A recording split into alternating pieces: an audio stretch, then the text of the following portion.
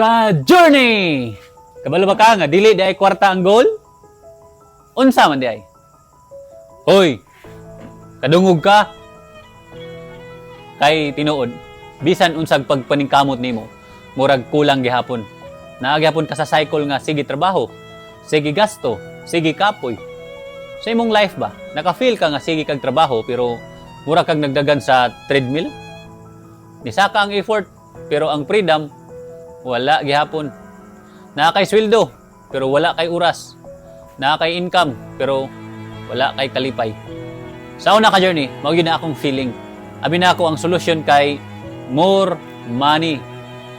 Pero ingon pa ni Jim Brown, if you don't build a system, you will work hard for the rest of your life. Og mao gyud ang wake up call. Money is not the goal. Money is the tool. The real goal is the system that pays you. Even if you stop working, para makabawi ka sa imong oras, purpose ug freedom. Kay unsaon man nimo ang kwarta kung permi ka busy. Na kay budget pang relax, pero wa kay oras mo enjoy. Na kay plano magpahuway, pero permi na itawag og deadline. Sa katapusan, murag dili ikaw ang nagdumala sa trabaho.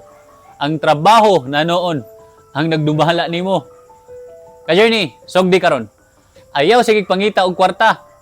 Pangitaa ang system. Build negosyo, build investments, build something nga mo income maski nagkapi-kapi ra ka.